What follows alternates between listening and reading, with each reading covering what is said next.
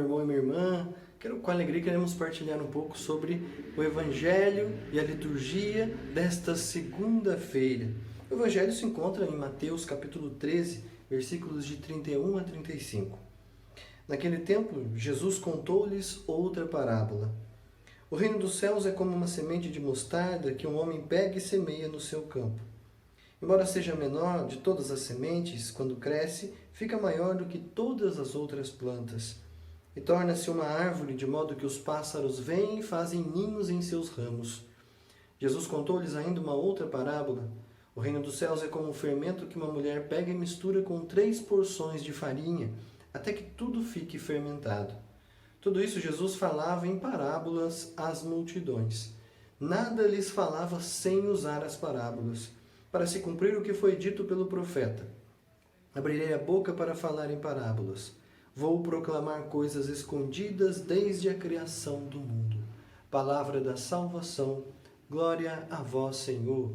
Então, esse evangelho, este trecho do evangelho, nós escutamos já no 16º domingo do tempo comum, ou seja, no domingo, sem ser esse, passou agora o anterior. Escutamos, claro, muito mais do que esse trecho, mas ele estava incluído dentro do evangelho daquele domingo. Quero chamar a atenção hoje, não para a questão do reino de Deus em si, mas para o uso das parábolas. Jesus sempre se utilizava das parábolas, é muito interessante. E o que significam estas parábolas? Essas parábolas eram mensagens que Jesus trazia.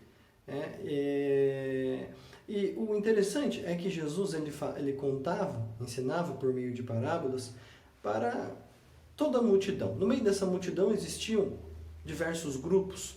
Um grupo que era próximo de Jesus, que era o grupo dos discípulos, daqueles que eram amigos.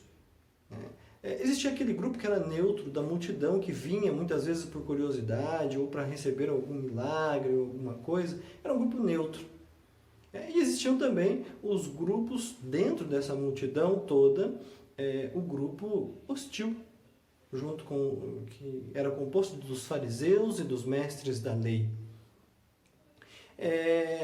Para cada um, a parábola dizia uma coisa. O interessante disso, a peculiaridade destas parábolas é que elas tinham uma chave de interpretação. Qual é a chave de interpretação? O próprio autor das parábolas, que é Cristo.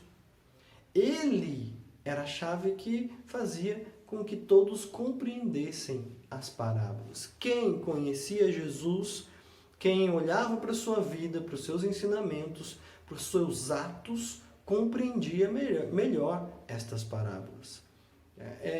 As parábolas, acho que a gente pode comparar de uma maneira bem interessante, porque elas falavam de coisas muito profundas, mas com simplicidade. Talvez a melhor forma de se comparar as parábolas seria com uma poesia. Se você lê uma poesia, ou se você escuta alguém declamando uma poesia e tudo mais, você vai perceber que a poesia não para nas palavras que o poeta utilizou para poder compô-la. Mas as palavras, muitas vezes figuradas, elas trazem a realidade de quem as compôs, ou de quem está vivendo algo parecido com aquilo que aquela poesia está dizendo. Então é muito interessante como parece que você sente aquilo que o poeta disse. Sente os seus sentimentos, capta os seus sentimentos. Não são apenas palavras. Você toca em algo mais profundo. As parábolas de Cristo são da mesma maneira. E é aqui que está o interessante. Não tem como entender as parábolas sem entender o autor das parábolas. Quem é o autor das parábolas? É o Cristo enviado de Deus, Filho, o Filho, Deus, Filho, encarnado. Então, não é qualquer pessoa, é o próprio Deus falando. É por isso que vai dizer, nós escutamos aqui, a partir da profecia de Isaías, do Evangelho de Mateus, que ele iria falar de coisas escondidas, mistérios escondidos desde a criação do mundo. Mas para entender, nós precisamos nos aproximar de Cristo, compreender quem é Ele, para poder entender a sua mensagem, que basicamente, as suas parábolas basicamente vão falar sobre o Pai, o amor do Pai, sobre a salvação que vem de Deus e, é claro, ligado a isso, o reino de Deus, que diz respeito a este amor, que diz respeito a esse projeto de salvação que nós precisamos abraçar. Então, diante das parábolas, quem somos nós? Nós somos aquele grupo dos discípulos que se aproximam de Jesus, que vão aos poucos conhecendo, e aí aos poucos vão começando a entender, ainda com dificuldade, por isso Jesus vai explicar muitas e muitas vezes para eles, ainda mais porque no início eles não entendem nada. Nós somos a multidão, aqueles que são neutros, escutam e isso é o de menos.